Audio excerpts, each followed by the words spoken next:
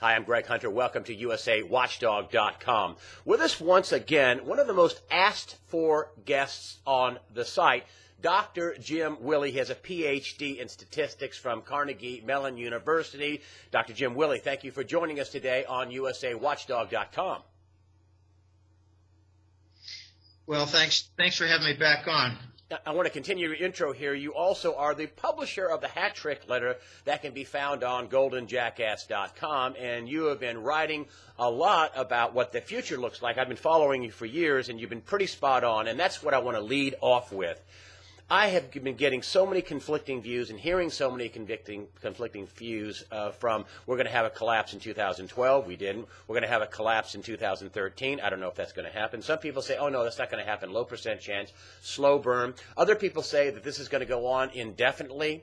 Other people say, don't know when it's going to happen, but the dollar's going to collapse. And, you know, there's Jim Rogers, the famed investor Jim Rogers has been out recently, and he's been especially, he's been a little dodgy on exactly what's going to happen, but he thinks something big is going to happen, and he has gold and silver, and he's hoping to, position his families, just his family and his friends just before this happens. What is your view, near term and a little longer term, about what's your view of what's going on?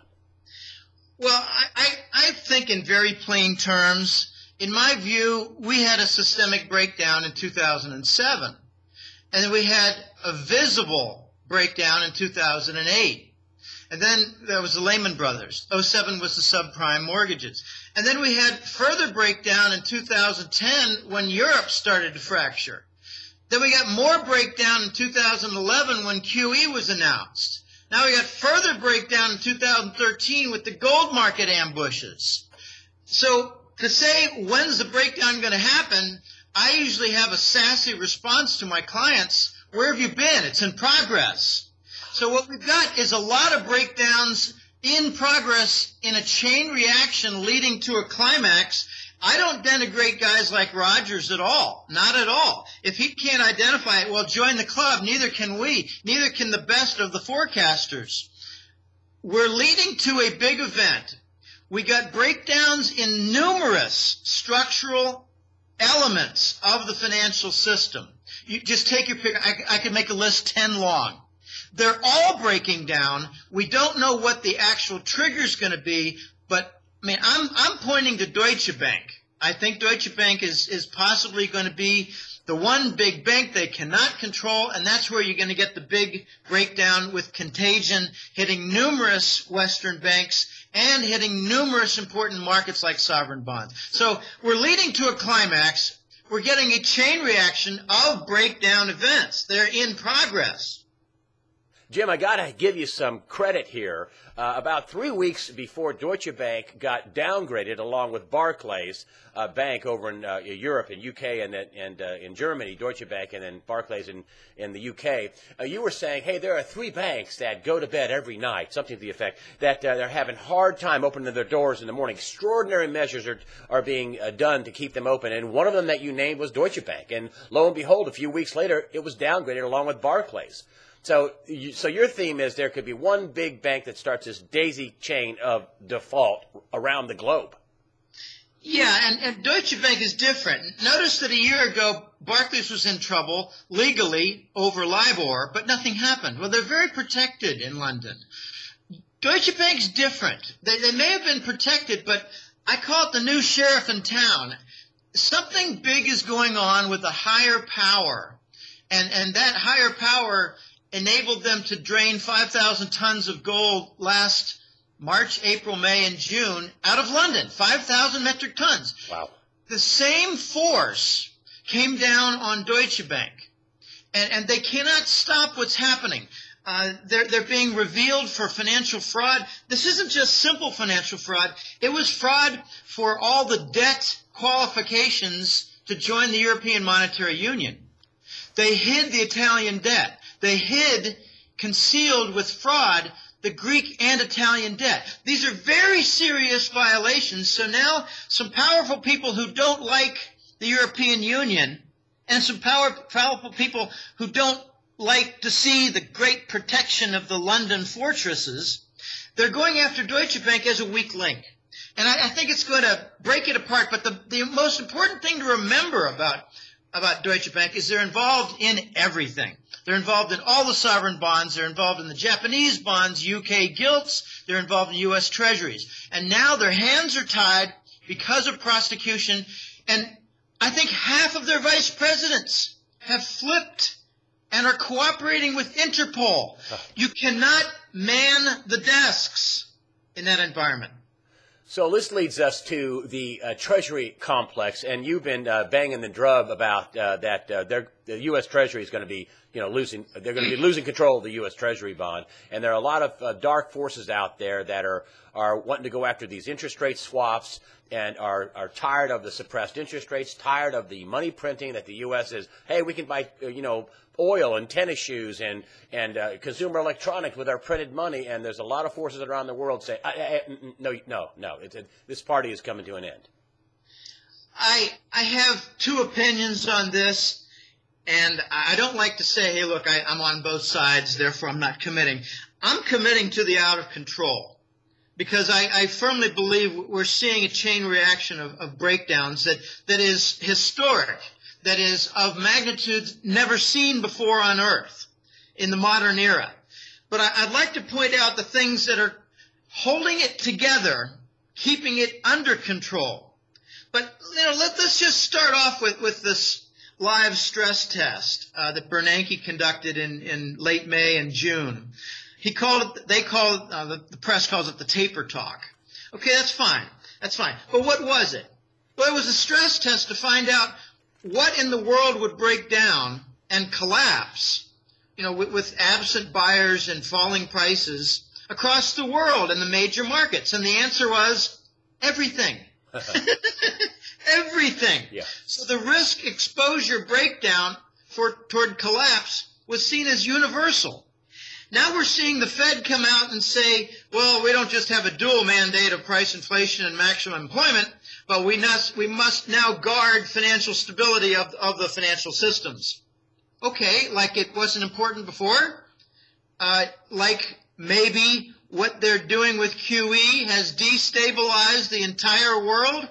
Or better put, how about that the conclusion is slowly coming to be that the quantitative easing and debt monetization, the bond monetization, the Fed purchase programs and all that, QE and Operation Twist and whatever the hell they want to call it, how about they're creating a heroin addict on a financial table? Okay, that's what I think. I call the speech 2 weeks ago by Bernanke the Great Flinch. He blinked. Oh, yes, he did. He blinked big and the dollar fell hard. We also had carnage in the bond market. The last week of June, central banks sold $32.5 billion of Treasury bonds 1 week. And also global funds, I'm not talking U.S., I'm talking global funds, sold $23.5 billion worth of Treasury bonds. Inside the U.S., bond funds dumped $14.5 billion, setting a record, topping the previous week of $12.5 billion, which also was a record. Now, we've got a major liquidity crunch going on. Foreign governments are in great need of cash. They're selling their treasury bonds now to some extent for stimulus, for bailouts, for bond reductions. Let me back you up here on this. John Williams over at shadowstats.com came out recently, and you've been watching 80%, 90%. Now it's over 100. I think it's 103% of the treasury bonds have been bought by the Federal Reserve. So that kind of dovetails in with the information you're getting is that, okay, so if they're selling, who's the buyer? Looks like the Fed is the buyer of last resort. This is massive, over 100% monetization. I mean, nobody's buying. Everybody's selling. It looks like the Fed is forced to buy it all. When the Fed sets up QE and then QE2 and then QE 168, I call it QE to infinity. I called it that 2 years ago. You did. When they had their first QE, I said there'll be a QE2, there'll be a QE3. People were saying, oh, no, it's just temporary. No, I said in 2009 that the 0% is going to stand forever until the debt defaults. No, they said it's just 6 or 8 months. No, you need to, okay. What they did with all these bond monetization programs is to tell the world hey, look, there are no buyers for this garbage. Bring it to our window. We'll buy it. They're the buyer of last resort. Their balance sheet at the Fed is over $3 trillion now. Oh, yeah. It's mostly toxic. And I believe there's going to be a restructure of the Federal Reserve when they resign. But let's look at some of the positive under control elements for the Fed and the Treasury bonds, because there's a big question. How come it hasn't broken down yet? How can they keep it going? That's right. Everybody's asking that. Why? I mean, I've heard PhDs, you're one of them, and many PhDs, Paul Craig Roberts and other financial people, one of the universal quotes that I've gotten from people when I interview them, smart people, say, I'm surprised it hasn't broken down already. And I guess you're going to give us the answer why it hasn't broken down already.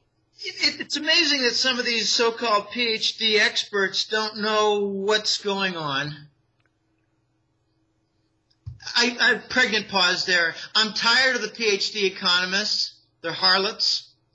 I'm tired of the promotional offices for Wall Street with their PhD economists. And I'm tired of the other people who claim to be experts in finance who don't know about the Exchange Stabilization Fund run by the Department of Treasury. It's the most powerful office in all of the world's finance. What they do is they have their fingers in every single financial market and every single financial instrument in the world. We're talking about $1 trillion office. They don't operate with spread trades. I've been educated a bit by my friend and colleague Rob Kirby. He's a very bright guy. He's got excellent experience in Toronto dealing with bonds, bond trading, derivatives tied to bonds. And I don't want to misspeak about what his other qualifications are. They're vast. All right. The bonds that are set up by the Exchange Stabilization Fund, I'm going to call it the ESF. The ESF sets up, they're not bond spreads. They go in there and they just march in and bang. They put on some big demand using leverage, using all kinds of instruments. Their futures contracts, their interest rate swaps, there are all kinds of things with phony demand tied to them. That's why, like I called in 2010 and 11, the great migration to bonds, they called it the flight to quality. There was no such thing. That was Morgan Stanley putting on $8.5 trillion of interest rate swaps. All right, so on the other side, you've got the counterparties, the bond dealers. They must scramble to purchase this staggering U.S. Treasury bond volume. It must be done in offset for the Department of Treasury's ESF. The Exchange Stabilization Fund is enormous in their volume. That explains some of the failures to deliver. Now, it wasn't exactly a joke. My harsh criticism 10 years ago, when we first started to see failures to deliver, and then again in 2005, 6, and 7, it was because of counterfeit Treasury bonds that J.P. Morgan had written. They essentially had $2.3 trillion in counterfeited Treasury bonds, and all the evidence was in Building 7 at the World Trade Center. It went down from bullshit structural sympathy.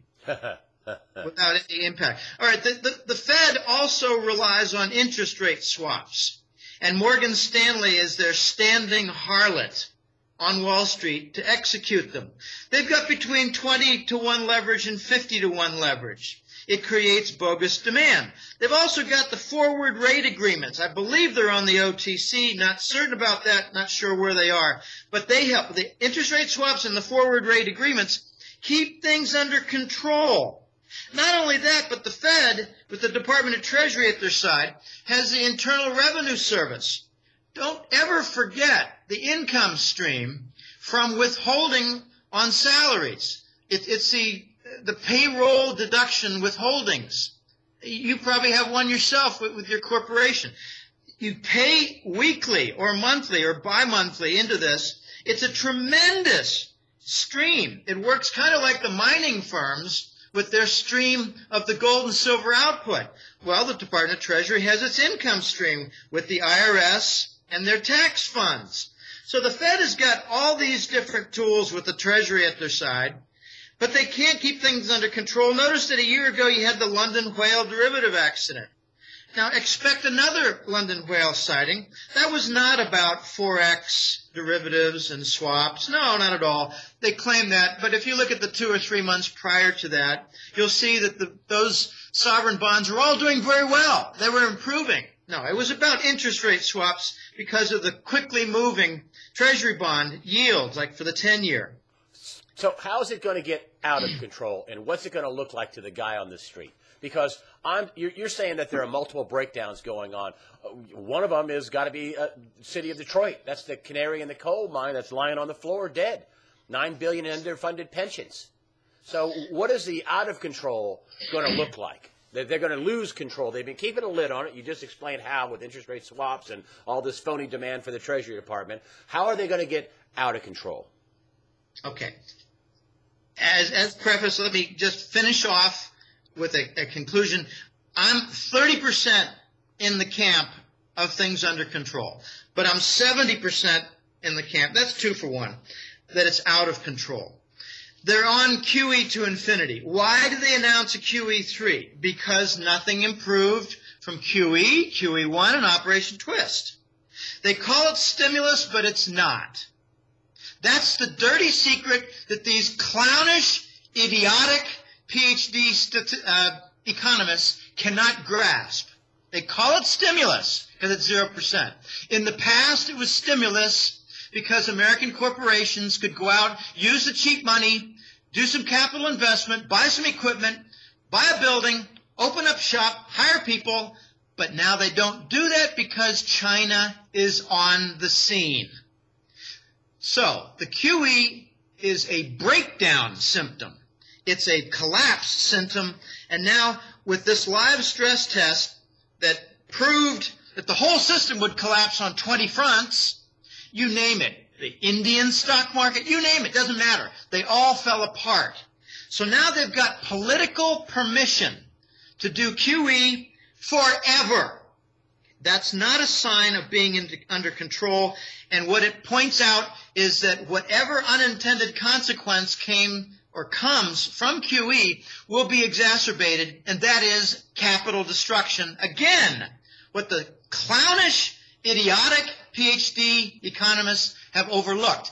0% plus bond monetization causes hedging in the market, purchase of hard assets, purchase of energy, purchase of metals, purchase of land, and driving up their prices. As a result, the cost structure rises, and the whole system must deal with lower profitability, cutting out businesses, trimming down, bankruptcies, shut down business segments, shut down businesses, and you get the liquidation of capital. That's what I call capital destruction that the PhD economists slept through in their PhD programs.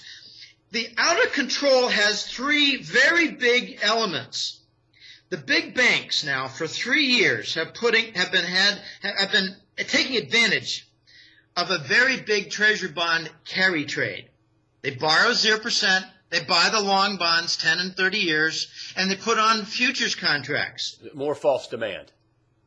It's false demand, but the important thing regarding out of control is with rising rates, they're losing money at a leveraged rate. That's right. So it's going to unwind it, and they even have a name for it in Wall Street, convexity, meaning that little increases in interest rates force big sales of the leveraged bonds, which bring about more doubled and tripled and 10 times as many sales. So guess who's going to have to lap that up on the ground? The Fed again. The second big force is that foreigners are selling treasury bonds out of disgust. They're not part of the decisions at the Fed. They don't get a decision on whether they go to QE3. They didn't like QE2. Operation Twist was different because that allowed the foreigners to say, we don't like these high-risk 10 and 30-year bonds. Let's swap them with your Twist into the 3-month, 9-year, and 1-year, 2-year, so we can wait you idiots out, and we can redeem without selling. They'll just expire and mature. All right, but the foreigners are also disgusted, so they're using their treasury bonds in all kinds of different manner to pay off debts in acquisitions. This has got a name also, not convexity like the leveraged abandonment of the carry trade, this is called indirect exchange. I'll give you an example. I think I mentioned this a couple months ago. Rosneft, which is now twice the size of ExxonMobil, bought out British Petroleum. Yes. And what do they pay these London bankers in on the payoff for the TNK BP big oil energy firm? And what do they pay them? In treasury bonds. Paper. When China pays Russia for their oil and gas coming in the pipelines, they do it in treasury bonds. When the buyer, here's one that's coming up right now, OGX from the Batista Empire in Brazil. It's an oil and gas business. Well, it went bust. Look for the Chinese to buy it up. What do you think they're going to use to pay for the acquisition? Treasury bonds. I called this a couple months ago return to sender. Treasury bonds return to sender. Because they're broken, they're toxic, and the foreigners don't have a voice. All right, these are very big things, but I really believe that the interest rate swap is the zinger, it's the live wire, it's the third rail. We get big changes in the 10-year. Just focus on the TNX, the 10-year Treasury. It's gone from 1.7 in May to 2.7 now. Yeah. Normally, 30 basis points is enough to disrupt interest rate swaps. Compare the treasury bonds to a giant tower. Like the Sears Tower is 110 stories. Think of a tower 200 stories, and because it's so high, it needs buttresses to support the side at, say, 50 stories, 80 stories, and 120. Those buttresses are the interest rate swap derivatives. They don't react well to high winds. I don't care if it's wind from the east or wind from the west. I don't care, therefore, that if it's rising interest rates or falling interest rates. It disrupts the interest rate swap derivative complex. And now the U.S. banks are more insolvent than ever, and they don't have the capital to defend these interest rate swaps. They have inadequate ammunition, and furthermore, the Swiss castle, leader of the world, Basel, the self-appointed lord of the world, Basel, has instituted Basel III rules. They must have more capital. They must now bring to their balance sheet their derivatives. Why? Because Basel wants to collapse the system so they can impose banker fascism. When do you think the collapse would come? What's your timeline? I think that the 52nd day of September. Okay. Who knows? But when it blows, it's going to blow fast. It's going to go boom. I will say this, and this is my semi-intelligent response after my flip. Take a look at the time between important events. You've said this before. It's a very good point. And they're getting shorter. Yes. Now we're getting bigger conflicts in other arenas, like the U.S. finance delegation might not show up at the Moscow September G20 International Economic Summit meeting. Why? Because of Snowden and the database security eavesdropping. So the United States might not attend a world summit? The United States already is really not invited to the G20s. And, some people think that the G7 slapped around the G20 in Ankara, Turkey in the beginning of June. This is just 2 months ago. Some people think that the G7 came in and said, hey, wait a minute, you can't do that. We're bigger than you. We're more powerful. No, they went to Ankara begging. They begged for a delay. And what was the agenda at that G20 in Turkey in the first week of June? It was the nuts and bolts of gold trade settlement, the dollar alternative, the non-dollar trade settlement system. What they compromised in June was, all right, we'll give you idiots in the G7, you powerless finance ministers from your sovereign bankrupt countries with your infinite monetization to bail out your banking system and your infinite deficits on the fiscal side. We'll give you till September, because in Moscow you ain't going to be invited. You try to crash that like you did in Ankara, you're not going to get through the door. You're not going to get through the airport. Putin is a son of a bitch. and he's now got an agenda. It's to bring about a dollar alternative. And a lot of naive people think, oh, the dollar's going to rule the waves forever. Well, the U.S. military just had a setback in Egypt. Is anybody paying attention? You know, I got some other news for you. There's some other people who are very misguided who think that the U.S. military still rules. Well, in Easter Sunday 2010, a bunch of Arab billionaires, a couple hundred of them, made a decision in 2010 that Russia and China would be the new protector in the Persian Gulf. There are other things. Why do we have saber rattling about an Iran war in 2004 and 2005 and 06, 07, again in 08, again in 09, again in 10, again in 2011, again in 2012, but no Iran war? It's because the U.S. backed off. The Russians have the Sunburn and Onyx missiles, which are a generation ahead and far more accurate and deadly than the U.S.'s cruise missile, which is 25 years old. The U.S. backs down. It's not that the Russians and Chinese won't challenge. No, no, no. Just the opposite. We got a lot of things that are out of control. You know, back to Deutsche Bank for a second in these swaps. One thing that's coming out with Deutsche Bank is that they're Forex swaps, not interest rate swap. They're Forex, currency swaps. They treat gold like currency. Isn't that ironic? And you know, when that news gets out about the broken swaps with Deutsche Bank and maybe some liquidations have to happen, maybe they're going to have to liquidate some of their euro and British pound and dollar swaps in favor of gold. Maybe we're going to see $100 increases in the gold price in single days. Because these swaps have gigantic leverage. I mentioned once in a forum that it's 20-to-1 leverage, and Rob Kirby just smacked me down and said, Jim, try 50-to-1. Some of them are 100-to-1. All right, so they got leverage holding down gold, and they're breaking in Deutsche Bank's portfolio. Let's get to the gold question here. I want to wrap up with the gold question because I've heard a lot of information, a lot of reports that are coming out, at least on the internet, about this massive amount of vault liquidation. Gold is leaving vaults. Gold is leaving, GLD. Silver is leaving SLV. J.P. Morgan vaults are getting hit. I mean, they're losing tremendous amounts in a single night. LBMA has, as you said, has lost a lot of gold. COMEX also.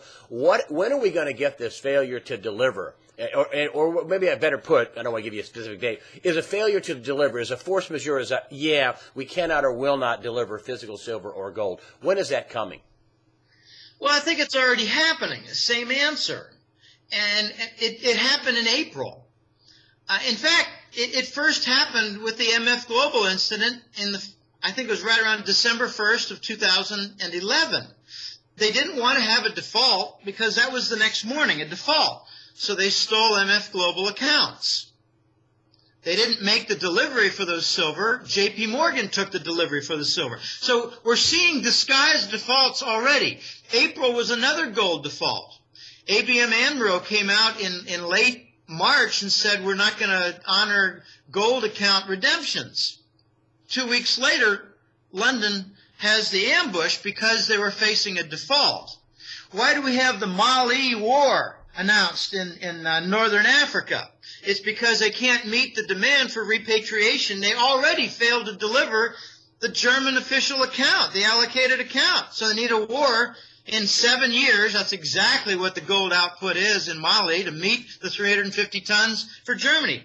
But, more specifically to try not to be so evasive in the answer, again, we're getting more and more events happening closer and closer in the gold world. You've got now J.P. Morgan being recognized as having taken the July silver output from delivery in London. You're getting J.P. Morgan recognized as having its own clients, its registered clients, abandoning them in the vaults. You're now getting recognition. These are smoking guns. That the COMEX delivery in gold is matching the withdrawal from the back door out of GLD.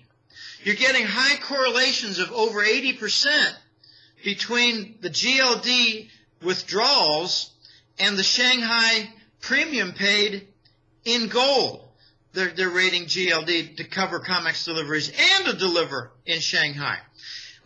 I don't know when it's all going to go bust and everybody says, oh my gosh, look, we got just shutdowns here, lawsuits there, prosecutions there, there's no posted price. I think we're going to get something like that toward the end of the year or early next year. But again, it's very difficult to pin down because who knows, maybe the Vatican is going to make a couple thousand tons available out of their vaults. We don't know what they're doing. They're a dark hole. Describe for the common guy what America is going to look like in a year, or a year and a half, or 6 months, or your not so distant look of what America is going to look like. I mean, we're going to have people going to lose their money in the banks. Are they going to have capital controls here in the U.S. where your account's insured, but you can't have your money? You have $300 today. What's it going to look like? I think those are some things that will happen and already are here. Again, we're wondering when it's going to happen, when it's happening before our eyes. I have some friends who try to send $25,000 in a bank wire.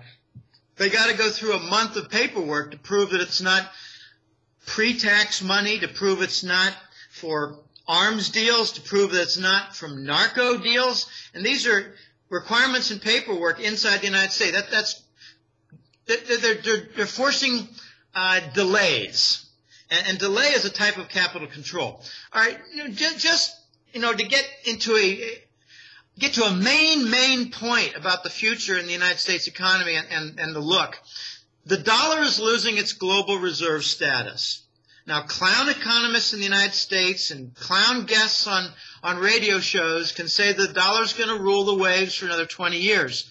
Well, it doesn't seem to even be ruling the waves in the last 5 years when you factor in the Chinese yuan swap facility. That's a dollar alternative for trade settlement, by the way. That's an intermediate step for gold trade settlement. The dollar's going away, and as the dollar loses, let's just call it the petrodollar standard privilege. You're going to see some important events happen in the next several months where OPEC is overshadowed and eclipsed. I call it the natural gas co-op. And talk about strange bedfellows. How about Iran, Qatar, Israel, Turkmenistan, and Russia? These countries have zero in common, economically or politically, except that they produce vast amounts of natural gas. Some of those countries are involved in liquefied LNG.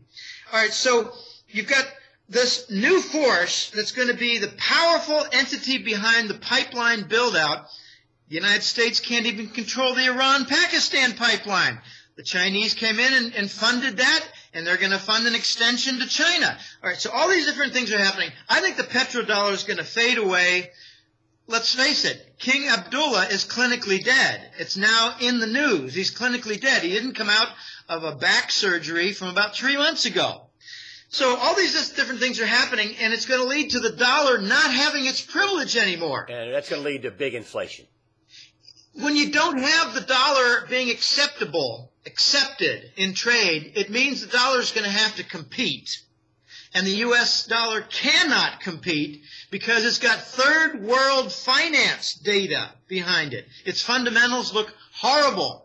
Take your favorite third world nation, put the United States next to it on ratios, they're the same. The United States is Greece in its ratios, multiplied by 100 for magnitude and volume.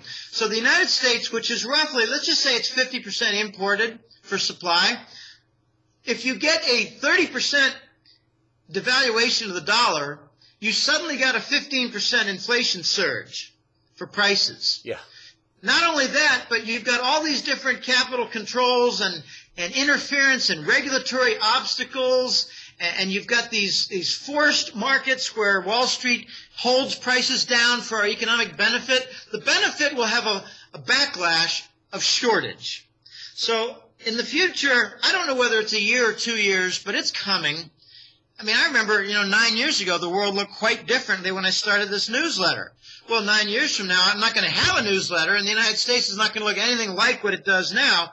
But we're going to have shortages of supply. Supply like all supplies or supplies of gold and silver? No, all supplies, economic supply. Okay. The United States already doesn't have any gold and silver. their mint demand for silver alone in the United States and Canada is 25 million ounces more than the two countries produce. What is that going to do for prices of gold and silver? I mean, they've been suppressed for a couple of years. They've been down. Ultimately, I guess they're going up and up significantly. Well, the big question is, when does COMEX shut down? As long as COMEX is open, you're going to see the price falling.